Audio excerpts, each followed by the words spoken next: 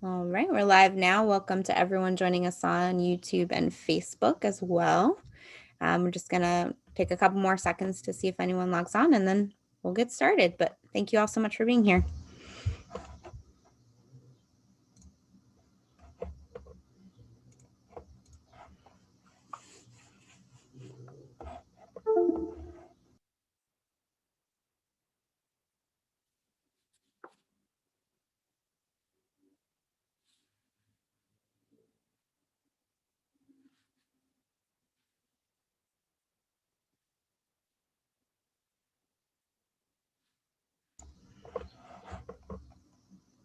Okay, I'm going to go ahead, I think, and just do some of the introductions. So my name is Geneva Blackmer. I'm the program director of the Interfaith Center. We're located at the Miami University campus in Oxford, Ohio. And our mission is to invite people of diverse religious, spiritual, and secular worldviews to participate in one another's practices in order to cultivate appreciative understanding and to build friendships and relationships, as well as to unify them around common moral, social, and equitable concerns in order to build a more just and equitable society for all people. I'm really happy to welcome Abby Schwartz here with us today. Abby has served as the director of the Skirball Museum on the campus of Hebrew Union College Jewish Institute of Religion since July of 2013. She is the former curator of education at the Taft Museum of Art. She has lectured widely on Jewish art, notably at the Melton School and the Osher Lifelong Learning Institute of the University of Cincinnati. While at the Taft, she co-curated an exhibition of Jewish and Christian devotional objects with the Skirball Museum and served as general editor for the publication Artistic Expressions of Faith in Judaism, Christianity, and Islam. First place winner of the 1998 Ohio Museums Association Visual Communications Award in the book and catalog category. She has written exhibition catalogs and brochures and was involved with the gathering photographic illustrations for the 4-volume catalog of the Taft Museum of Art collections. She earned her bachelor's degree in history from the University of Rochester, where she graduated cum laude, Phi Beta Kappa, and a master's degree in art history from the University of Cincinnati. She's the recipient of the 2000 Museum Educator of the Year Award from the Ohio Art Education Association, was the Wyoming Citizen of the Year in 2001, and she's also the recipient of the 2003 National Art Education Association's Museum Educator Award for the Western region. So really grateful to you, Abby, for being here, and grateful to all of you for joining us. So I'm going to hand it over to you. Thanks, Geneva. It's wonderful to be here. You have the screen. I hope it's sharing properly and everyone can see it. Wonderful. And I'm going to be talking with you tonight about images of the Virgin Mary in Christian art. While I was at the Taft, there were many works that were Christian works of art, enamels, ivories, panel paintings, and I became very intrigued with this topic. This talk really sort of leaps across centuries. So we'll be holding on to our seats because we'll be covering a lot of ground to give you a little bit of an idea of the way that the Virgin Mary has been depicted over the centuries in Christian art. The Virgin Mary has been an inspiration to more people than any other woman who ever lived. Variously known as the Virgin Mary, the Mother of Jesus, the Mother of God, and the Christian Madonna, she has inspired artisans of all talents, crusaders, saints, prisoners, pilgrims, and mothers the world over. Yet, there are shockingly few primary sources of information about Mary, namely the sparse references to her in the New Testament. The Bible is silent on the subject of Mary's birth, marriage rights to Joseph, and death. Scripture, however, does define her role as an intercessor and the mother of the Christ child. Move my...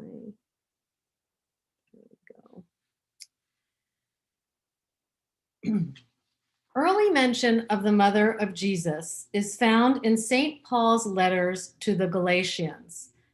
chapter 4, verse 4. Paul does not name her, but simply notes that Jesus was, quote, born of a woman, end quote. This passage is accepted by scholars as having been written in the middle of the first century. St. John, chapter 21, verse 7, makes reference to the mother of Jesus, but does not mention her name. In Acts, chapter 1, verse 14, Mary is named, and we learn that she prayed after the ascension of Jesus. St. Mark, in chapter 3, verse 31, mentions Mary by name. He identifies her in relationship to Jesus as his mother, and later identifies Jesus, chapter 6, verse 3, as, quote, the son of Mary, end quote. And I'm showing you at the beginning here a few different very famous images, which we will come back to and look at in more detail. But I'm going to move on to this image, which shows St. Luke. The Gospels, according to St. Matthew and St. Luke, are the principal sources in the Bible of Marian data, along with details of the life and infancy of Jesus. Both seem to have been written at least 4 to 5 decades after the birth of the Christ child. Present research holds that Matthew's gospel precedes that of Luke chronologically. In chapter 1, Matthew details the genealogy of Jesus and honors Mary as the wife of Joseph, the mother of Jesus. St. Luke, who is shown here in an enamel plaque that is in the collection of the Taft Museum of Art, writing his gospel with a quill, seated on the back of an ox, which is his symbol, informs us of Mary in greater detail than in any other biblical reference. In his account, Mary speaks on 4 occasions. Her most noted words are in the Magnificat, in chapter 1, verses 46 through 55. Quote, my soul doth magnify the Lord, and behold, from henceforth all generations shall be called blessed, end quote. So given the scarcity of primary source information about Mary, how do we explain her exceedingly rich artistic history? Owing only to small parts to the Gospels, it seems to have grown over the centuries out of a need of the Christian church for a mother figure, the object of worship that lay at the center of many ancient religions. Christian theologians inferred as much as they could to shape Mary's role into their religion, but it is through the popular imagination and abundant celebratory artworks that she flourishes. Visual arts offer a material focus for her otherwise invisible, ineffable presence as an influence on Western culture.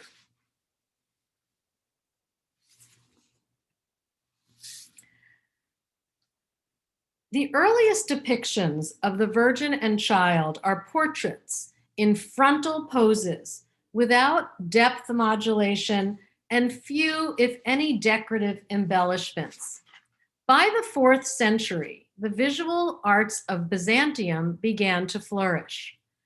In this image, actually from the 6th century, Mary holds the infant Jesus but does not interact with him as she looks out at the world with a fixed stare.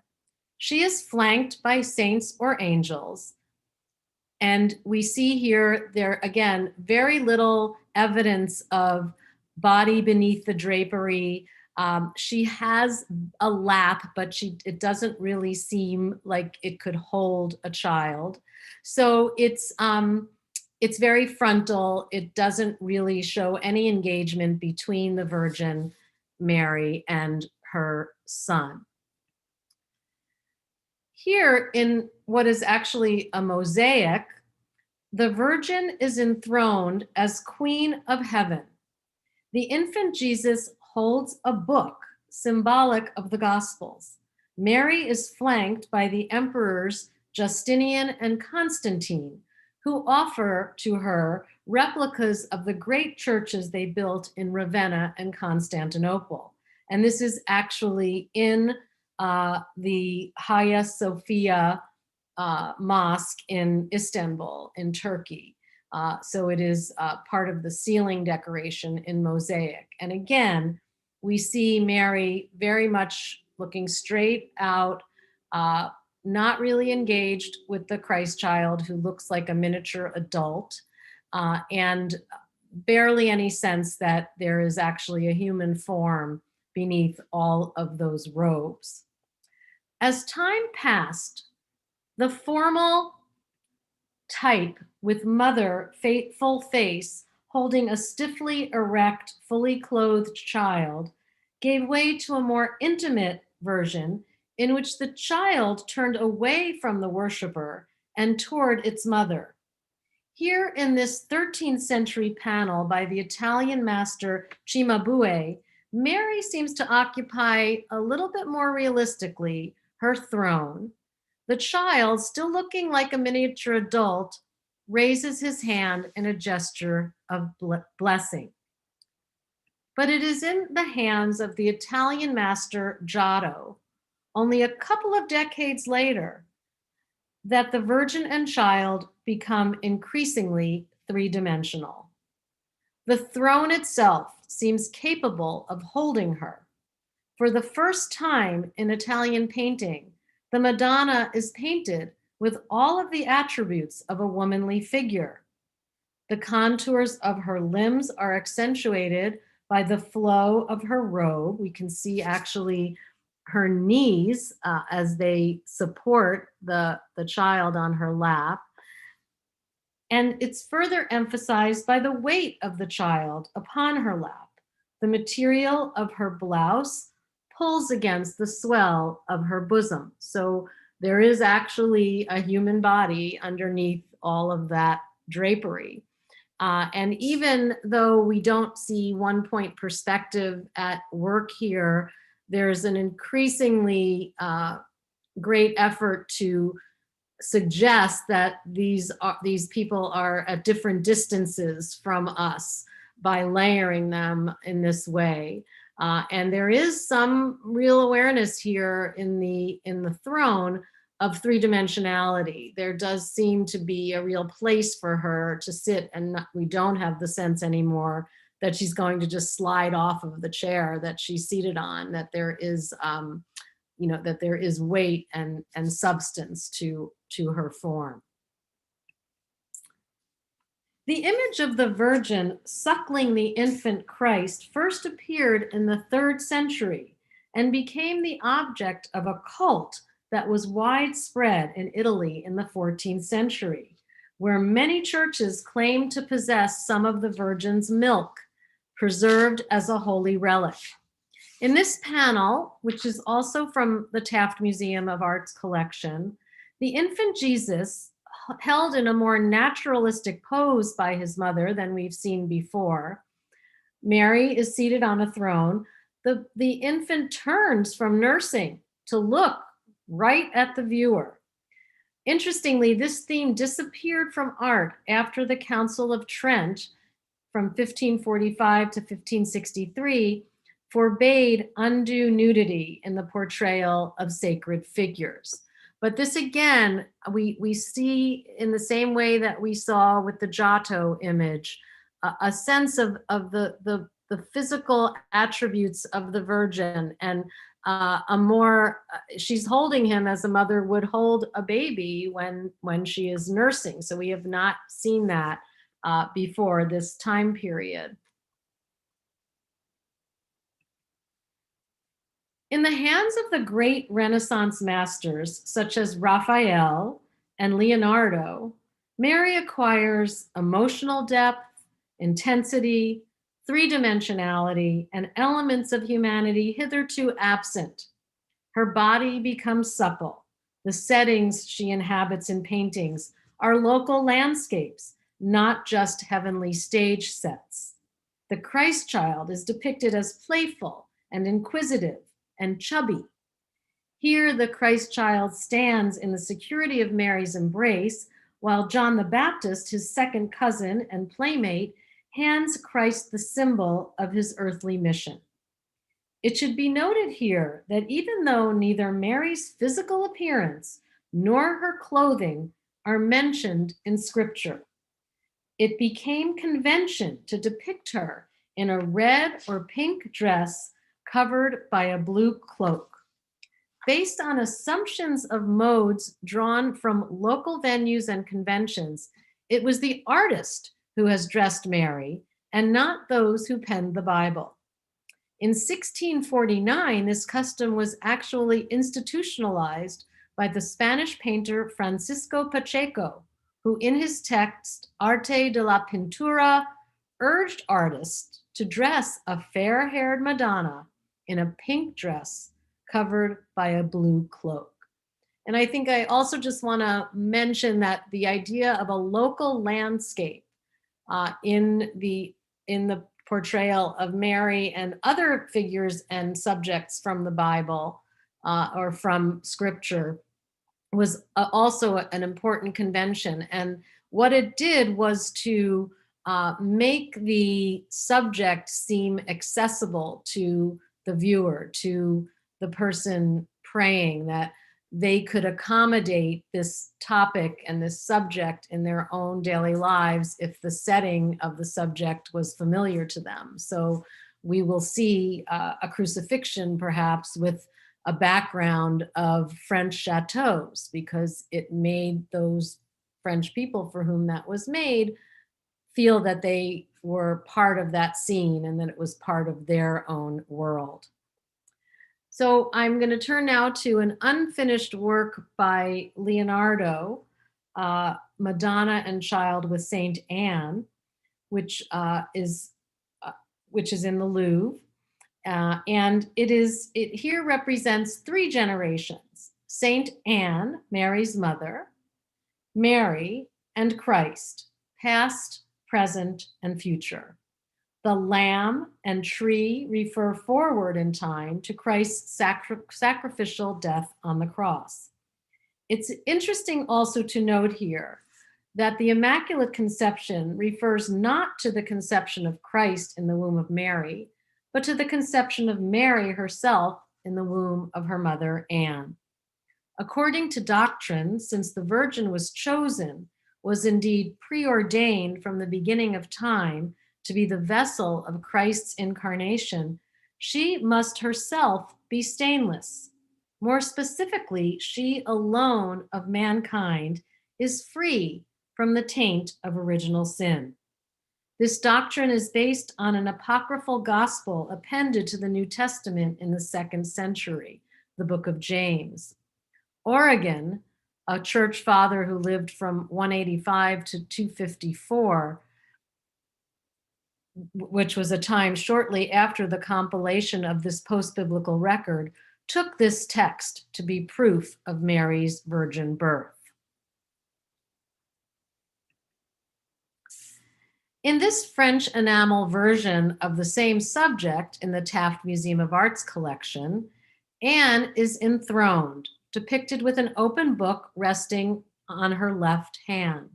The Virgin is seated on Anne's right knee and is the size of a child, and she in turn supports the Christ child, dressed in a robe, making a gesture of blessing. He holds a sphera, a globe topped by a cross, a symbol of his universal power. The story of how virgin and child imagery changed from the austere majesty in the 12th century to one of intimate communion by the early 14th century can also be told quite effectively through sculptural representations. Here in this 12th century example, carved in walnut, the image is severe. The Virgin stares straight out. She holds the child, who looks like a miniature adult male, but does not interact with him. The folds of their robes are simply decorative. There is no sense of the body beneath the drapery. The Christ child in this instance makes a gesture of blessing.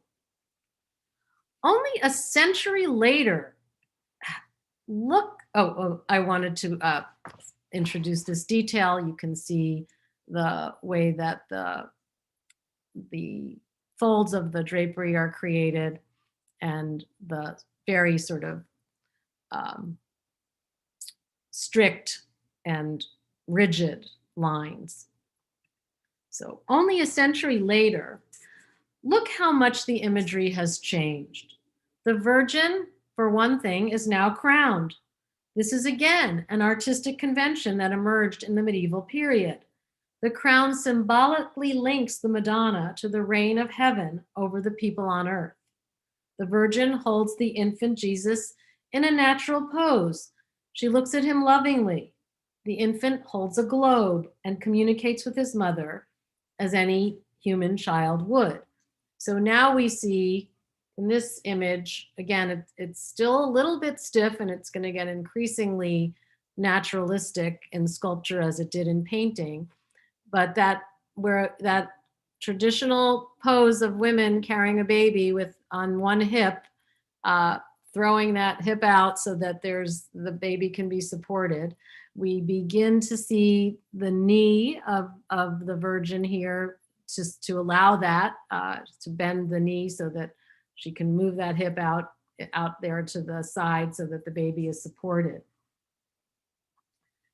This sculpture occupies a place of honor on the portal to a church named Our Lady Notre Dame. According to Christian doctrine, God chose the Virgin Mary to bring the Savior into the world to redeem humanity. Devotion to the Virgin reached great proportions during the Middle Ages, when worshipers sang hymns to her, put her image everywhere, dedicated cathedrals to her, and carried her image on banners into battle.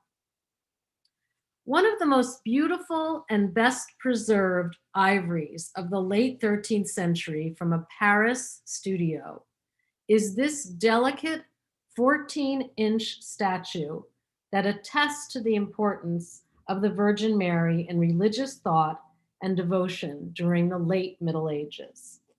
With incomparable grace, the Virgin supports the Christ child on her left hip, slightly bending her right knee, which, frankly, she has a really long thigh. It's not still quite exactly the correct proportions, but it's very close. In her right hand, she holds a large flat rose. The Virgin Mary is often called a rose without thorns because she is believed to be free of original sin. The child tentatively reaches for the rose, but turns his head playfully toward his mother.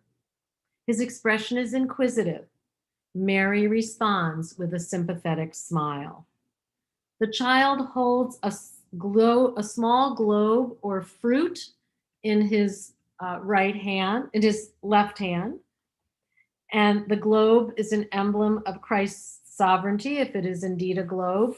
It may be fruit, which also symbolizes salvation in that it is the fruit of the tree of knowledge, alluding to Christ as the future redeemer of mankind from original sin. Now, I did also want to mention, and you may be aware of this, that ivory, wood, and stone statues like this one in the Taft collection were originally painted in bright colors. A similar limestone in the collection of the Cloisters in New York still retains much of its polychrome paint.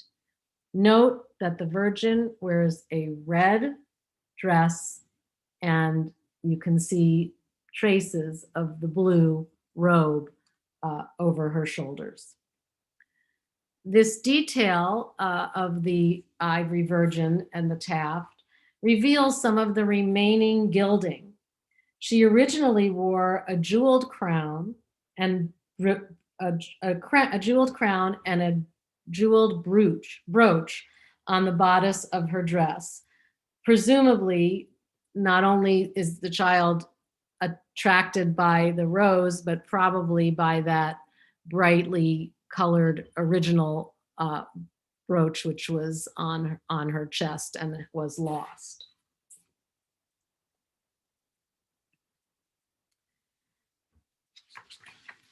A century later, in Italy, the subject of Virgin and Child is represented in an even more human, even more sentimental fashion.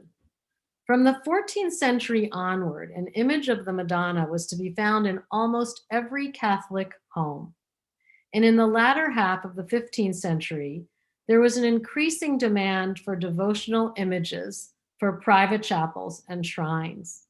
In response, the work of Benedetto Buglioni and that of his more famous rival, Luca della Robbia, turned out a steady flow of glazed terracotta sculptures, such as the one shown here, which was, again, intended for a home. Some of these terracotta sculptures would be in the walls of Italian gardens, and they would essentially be a small shrine that people in the household would find comfort in having in their surroundings. The bright colors lend worldliness to the theme of the Madonna and Child. The light blue ground and green and white lilies suggest the Easter season, celebrating Christ's resurrection in the freshness of May, the month of the Virgin.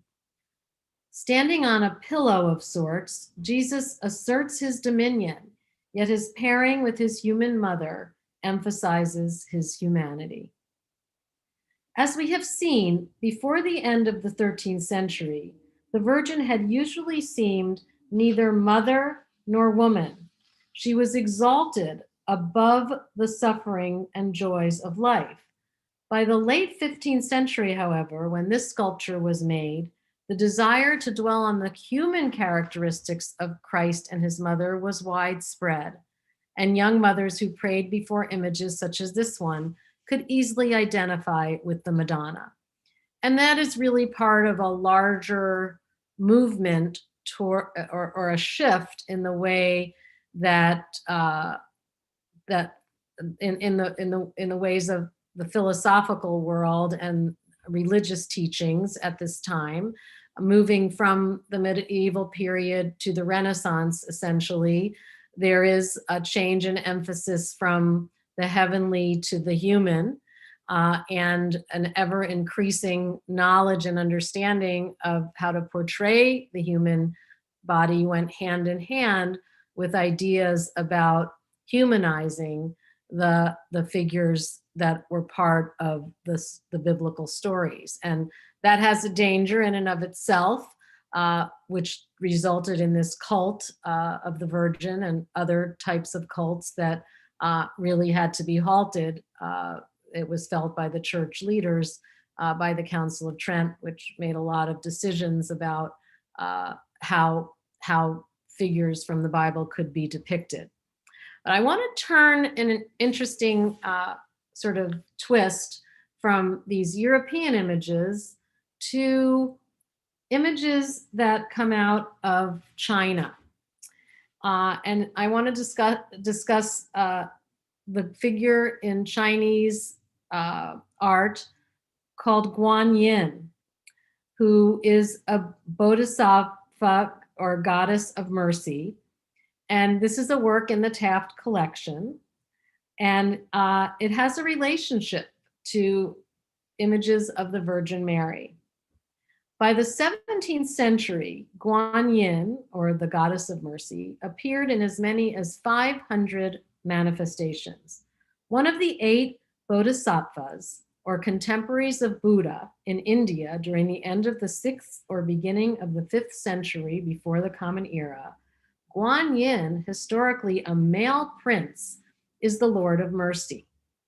As did the other 7 bodhisattvas, the Lord of Mercy delayed his own spiritual enlightenment to remain on earth, where he combined the spiritual virtues of the male and female sexes to alleviate the suffering of humankind.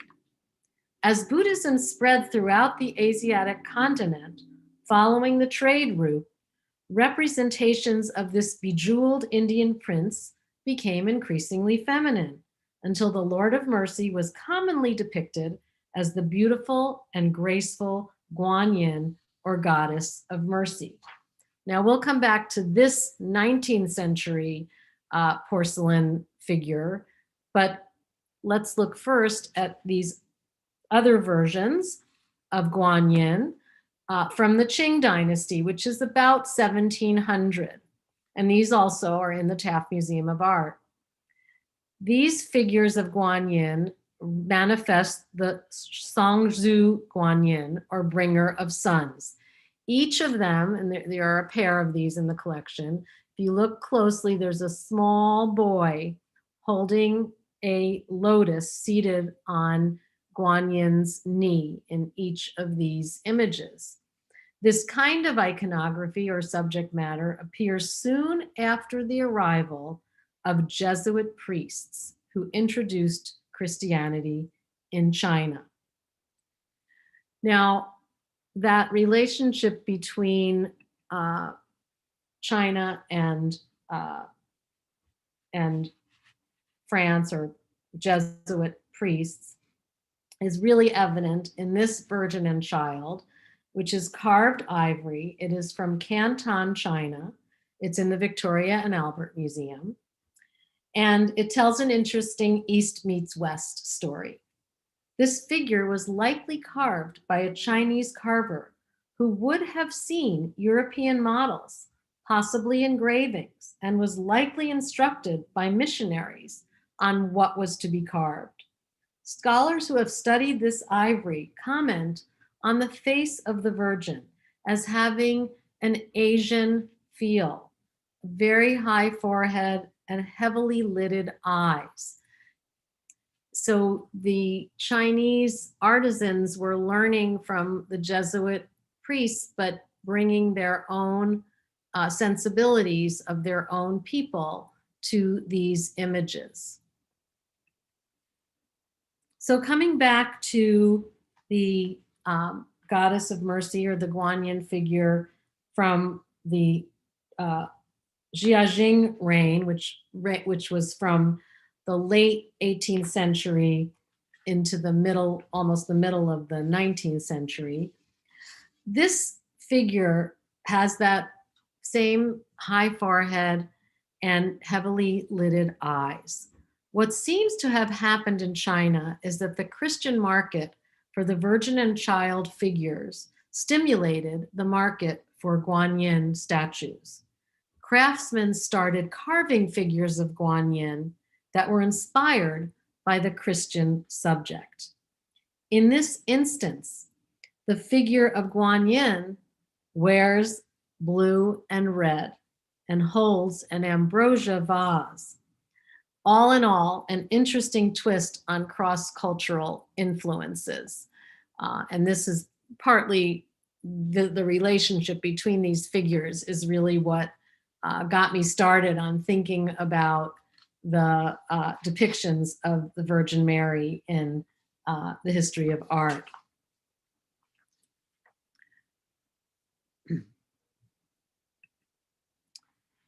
So if time permitted, we could continue to explore how more recent artists have manifested their own Marian images. The Virgin Mary has been portrayed in an infinite variety of ways, but her essence remains the same across the centuries. In the words of author Jacqueline Orsini, the eternal and the temporal meet in Mary's portraits. Each depiction tells her story as the unchanging vessel through which God's charity, refuge, love, mercy, and blessings are freely given. It is the artists throughout the centuries who help us to know Mary. As we look at Mary, she looks back at us through the eyes of art. And that is my final slide. It's a little bit shorter than I thought it would be, so lots of time for questions.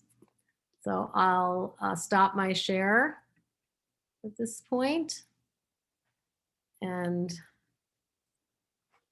Okay. Thank you Happy so to much. Thanks so questions. much, Abby. So we'll open it up for a Q&A now. If anyone has a question. Oh, Amber? Absolutely. Hi, really thank you so much for this talk and for organizing this and for the Interfaith Center in general. This is the first time I've been able to come to one of these, and I'm so glad. I'm also a professor of art history, so I don't know if you could see me, I can. Abby, when you were talking, but I was nodding my head frantically. Oh, no, I couldn't see you. I can see you now. I couldn't see you. It was absolutely delightful. I was sitting there the minute you said that there were cross-cultural connections. I was hoping you would bring up Guan Yin because I was at Miami a million years ago, and my professor talked about how the evolution of that bodhisattva from sort of an androgynous figure, male to androgynous to female, and the connection with Christian missionaries. But I was wondering also if way back at the beginning, you know, in the 5th, 6th century, earlier on, or even before that, even before the Common Era, you mentioned that there were a lot of sort of matriarchal influences from other religions before Christianity that made Mary so ubiquitous. Can you name any specifically? That was really intriguing to me. Oh, I think what I was referencing, not so much that it was influencing Christianity, but that ancient religions almost always had a matriarchal focus. So we think about all the way back to prehistoric figures of fertility. That's what I was referencing, and that there was a need, you know, there was like an awareness of that, and I think a need emerged in the Christian church to have a figure that women could identify with. And boy, did that work. I mean, it worked a little too well because it became, you know, cultish and you know, so but I think that, you know, again, as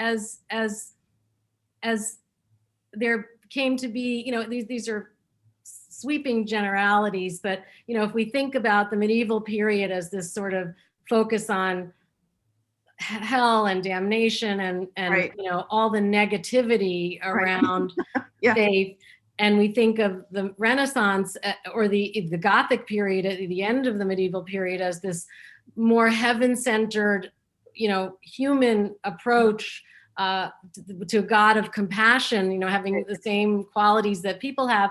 It makes perfect sense that, you know, the cathedrals were changing, everything was looking more light filled and open and higher, and so this consistency, you know, with a figure like Mary, she was the perfect, you know, the perfect image because she represented, you know, compassion and grace and everything that, you know, women would identify with, and motherhood, you know. So, you know, when those few images that we have of her, you know, older images of her nursing, you know, what could have been more identifiable for a woman to connect with. So interesting that got censored by the council. Yeah. Well, I mean, think all those fig leaves that showed up were all happened after the Council of Trent, you know, and that many of them have been removed, but, you know, you combine Victorian sensibilities with, you know, religion, and there you go. So. Yeah. Thank you. Are there other questions? Yes. Dorothy? I'm a little confused about other countries like China and whether you emphasize her virginity, but it's an oxymoron why she's a virgin mother. And so I wonder if the ideology at that time was to portray the ultimate woman as both a virgin and a mother.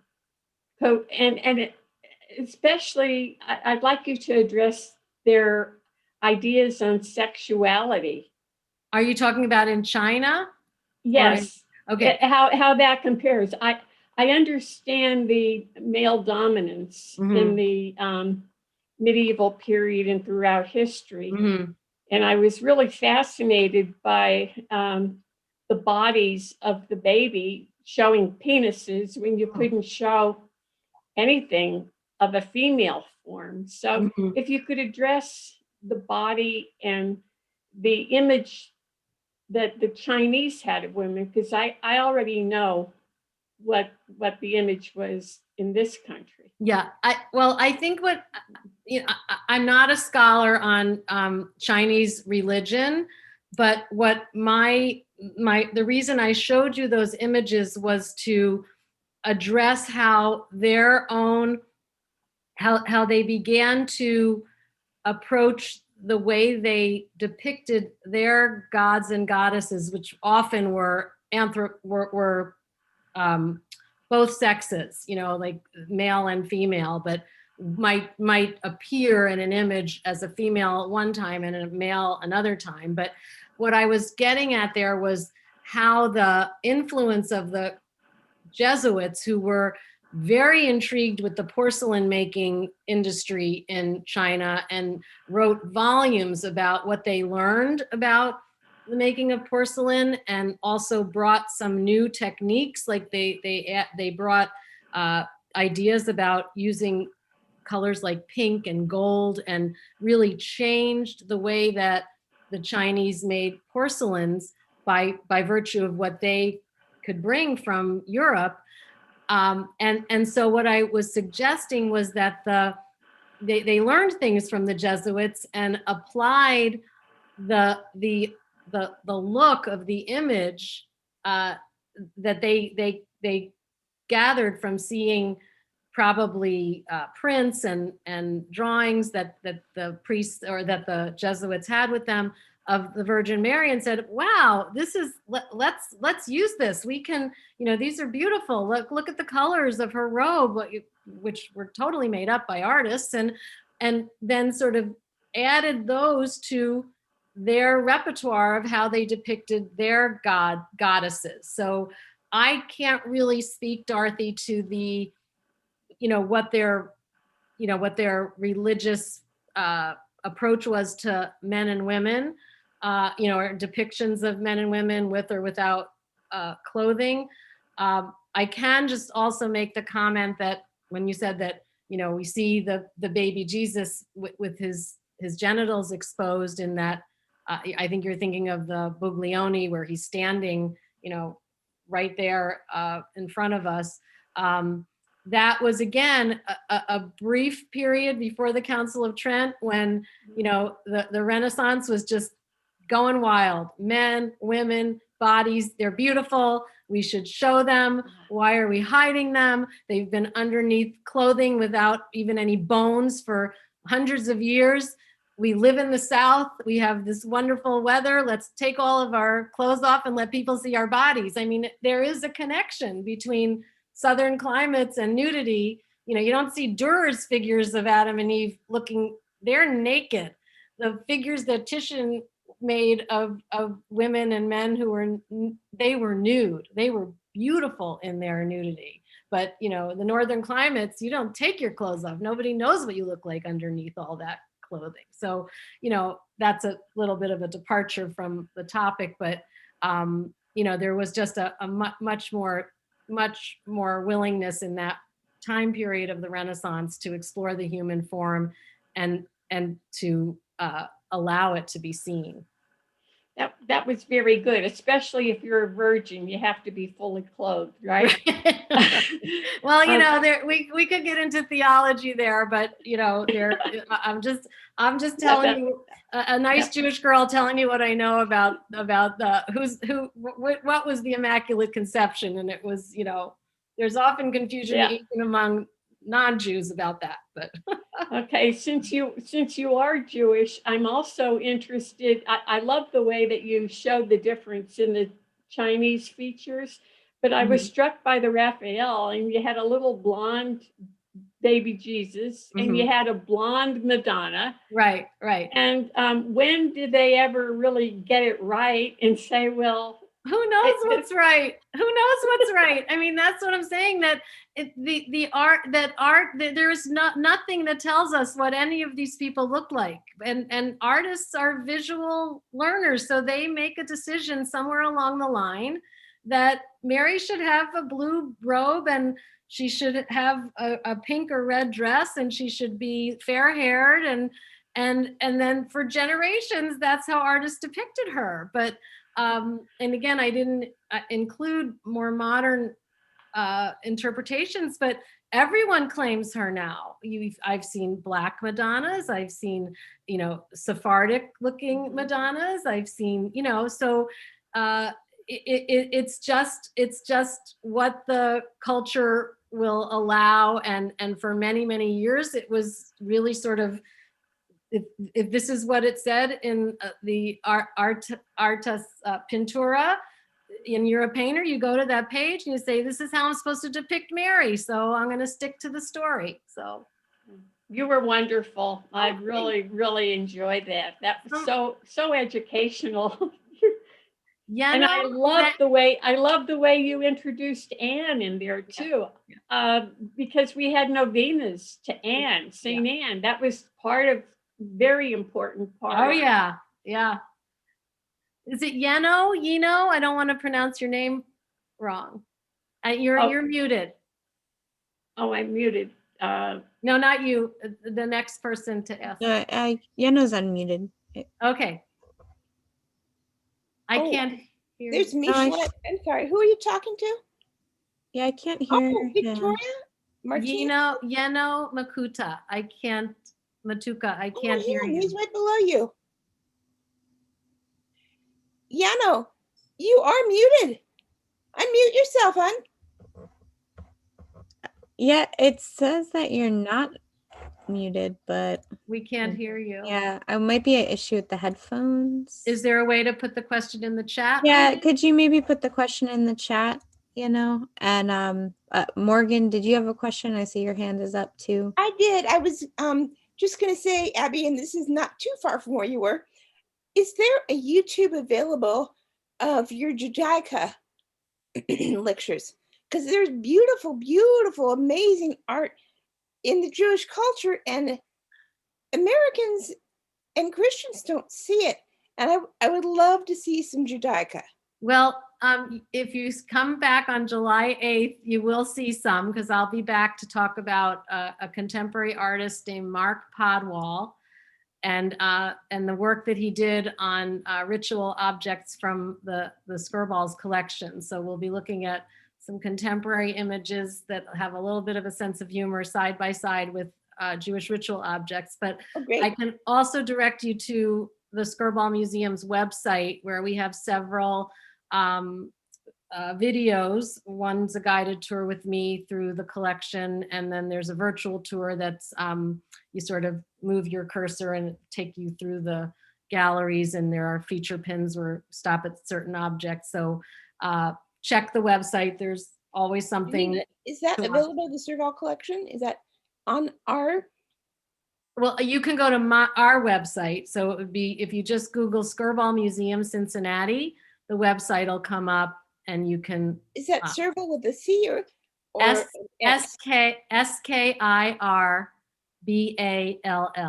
Thank you. And I'll talk more about that next time, because this is my talk on the Virgin Mary, so I didn't want to confuse it with the Skirball Museum. I'll put a link to the Skirball Museum in the chat. And when is the new website is launching next month, right? It's going to launch in July, right? With a lot of digital content and being able to look at lots and lots of objects. So you'll have a full complement. Thank you. I would really look forward to that. Seems like Christianity is overtaking all the other religions. So I'm glad to see a bunch of inclusion starting to happen. So I put that in the chat, and it looks like Enoch has his hand up as well. Do you have a question? Yes, I mean, first I would like to appreciate the very insightful and stimulating presentation. I'm a Chinese Jesuit, and I teach systematic theology at different universities, and also have a special interest in art and painting, and I do painting and icons and stuff like that. Wonderful. Thank you for the presentation. Although I may have a little bit different opinion as to the Asian feature of Marian, and the relationship with Kunyam. I'd love to hear that. I mean, I'm only reporting what the literature suggests around that. But I would love to hear it if you have another another opinion or want to? Well, because a lot of material, I mean, coming from Western scholars, looking at those things, and they have a particular way of looking at things. I mean, which may be quite different from the Chinese and the East Asian scholars. But this is not what I really want to raise. I mean, basically, I would like to know whether you have resources to some recent depiction of Mary in Nigeria, in Ethiopia, in the icons, in the paintings, which is very, very specific, very different. So yeah, if you have resources, I have not really taken this beyond, the Renaissance and the period of the Ivory Virgin, because this all sort of originated when I was at the Taft years ago, and the Ivory Virgin is one of the most important pieces in the collection. And I was fascinated by the history of the depiction of the Virgin. So I have not really done the research or studied. I've seen depictions of Mary in more contemporary art, but I think that'll be my next step, is to do a little delving into that and add more images, which certainly reflect the cultures where they are made, and as they should. That it just like I explained in the Renaissance and medieval period, there was a tendency to surround the Virgin with imagery that would make it familiar to the people looking at it.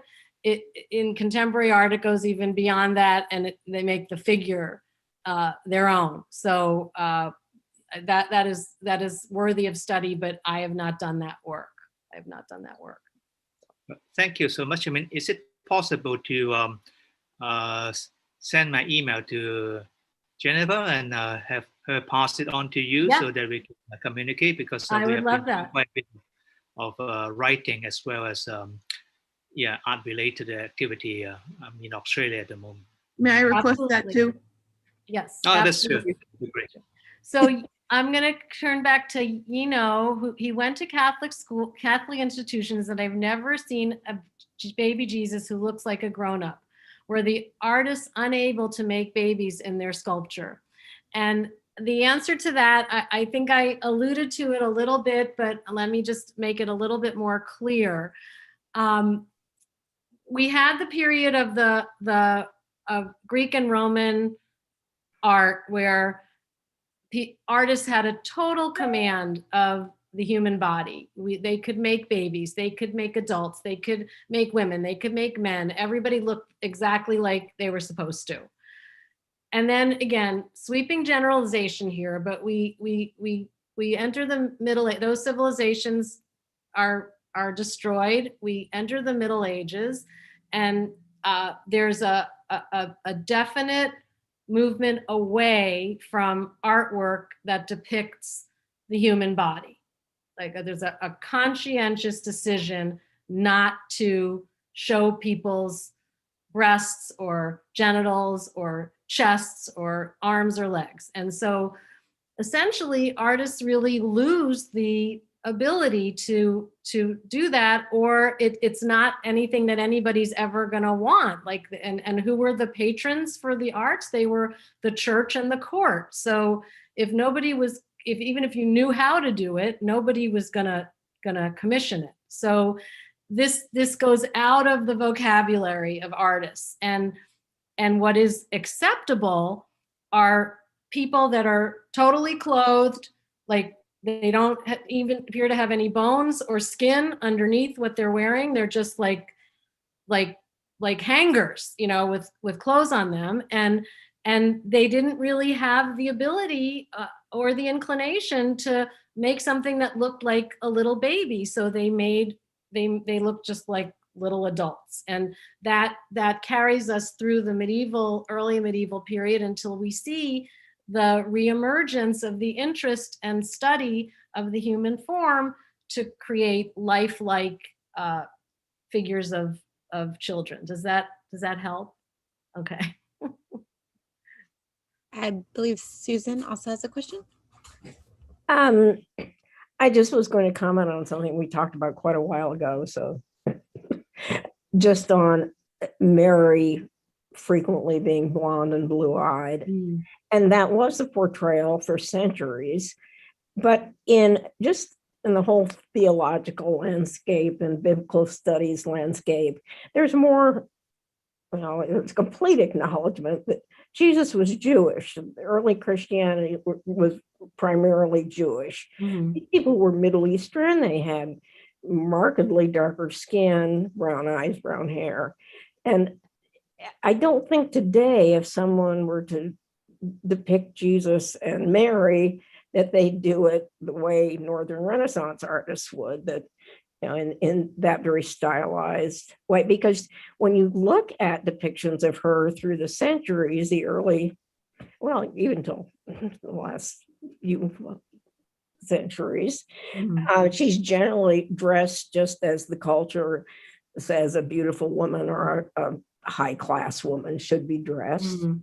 And the culture just takes over. It says this is who she is. I would agree, and I think that I'm reminded. I don't know if any of you have seen the musical Avenue Q, but you can look up the lyrics. It was a Broadway musical that was all done with puppets. They look almost like Sesame Street characters, but there's a song in that show which is really about racism. It's called Everyone's a Little Bit Racist, and I'm not trying to be silly here. It's an amazing song, but in this song there's some dialogue between the characters that they're talking about Jews, and they're talking about Asians, and they're talking about white people, and they're talking about Hispanics. And at one point someone says, they're having this conversation about Jesus, and somebody yells out, well, Jesus was Jewish. That's said by the Jewish character, the Jewish puppet. And then the black puppet says, no, Jesus was black. So what I'm trying to get at here is that every culture internalizes their religious figures and make that figure their own. And you're right, in contemporary art there are all different depictions of biblical figures according to how they'll be accommodated by the people who are looking at them. So, but at the same time, I think there's a strong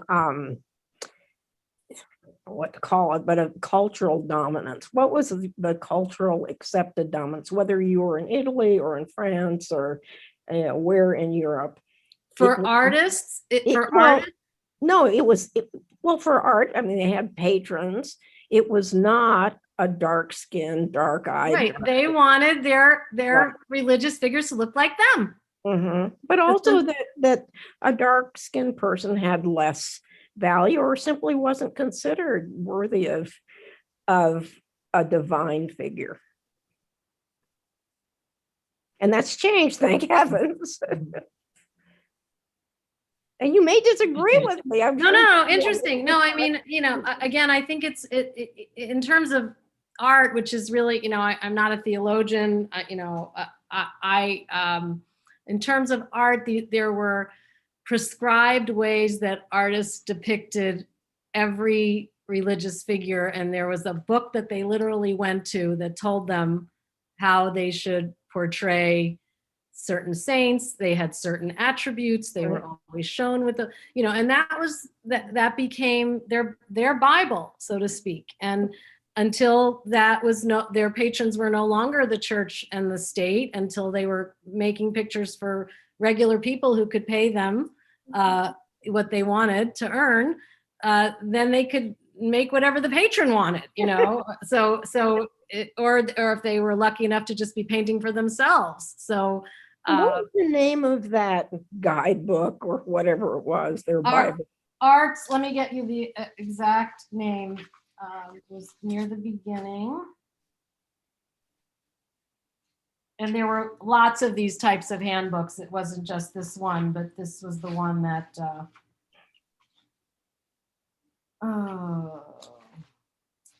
It was institutionalized in the 17th century by this particular convention by the Spanish painter Francisco Pacheco, and his name is spelled Pacheco, and he wrote a book, Arte, Arte, de la Pintura, Pintura, the art of painting, the art of the picture. Thank you so much. Sure. Enoch, did you have another question? No, just follow up on the comment made before. Yes, they have been on the cutting edge of theology and Christian artists. Trying to contextualize and use different type of local techniques and also cultural milieu and to integrate their art and their faith, especially on Mary.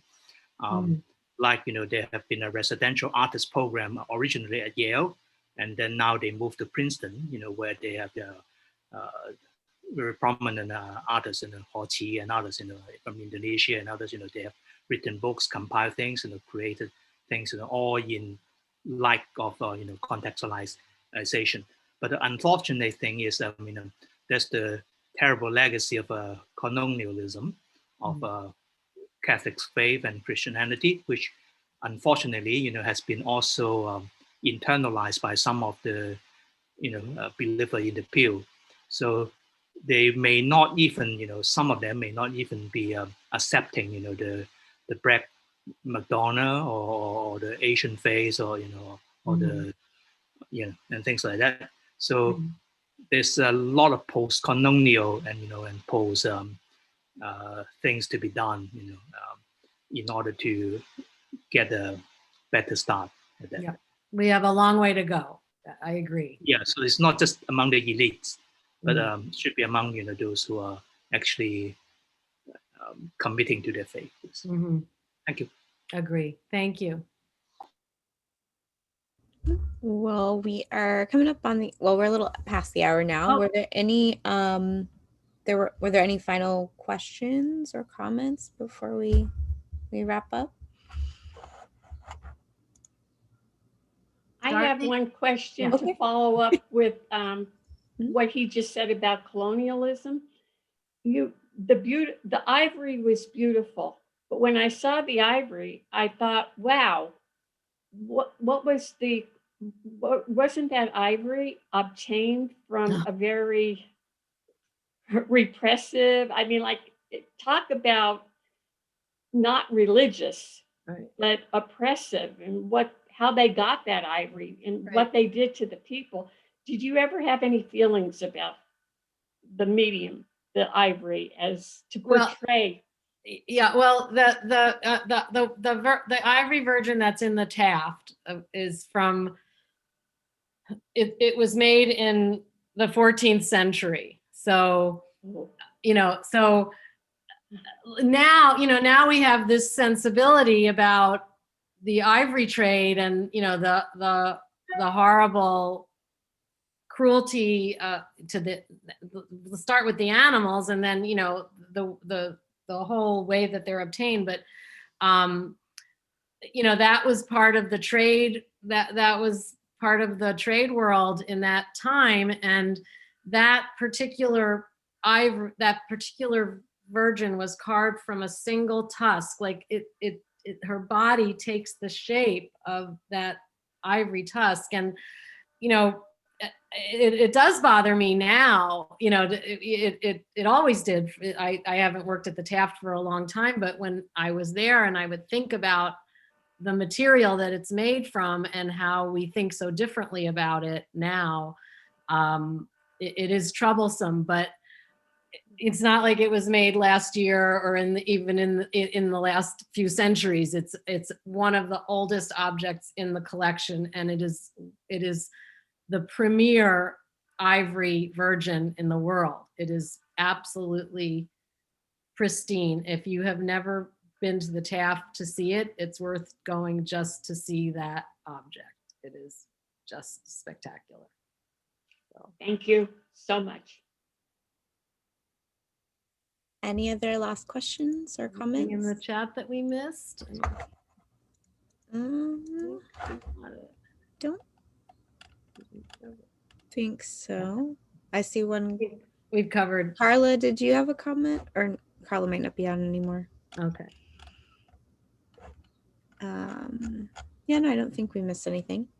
Well, thank you all so much. Thank you, Abby, for such a great presentation. And thank you to all of you for such great engaging questions. If you want me to connect you with Abby, please just send me an email. I sent you all a confirmation email, so you should know how to reach me. Many of you are familiar with me by now, so so thank you all, and I hope that you'll come back for the second talk on July 8th. I put the link in the chat to register, so I encourage you to register for that, especially if you're interested in learning more about Jewish art. So yeah, thank you all. That's much more in my comfort zone. Yeah, we thought this was the icebreaker one, right? And I do love this topic, and I'm eager to expand it. You know, now my creative juices are flowing to bring some more contemporary things into it, and to reconsider and think differently about the Chinese European influence. So I appreciate that comment, and I look forward to continued engagement around this. So thank you all. Thank you so much. Everyone have a great evening. Have a great evening.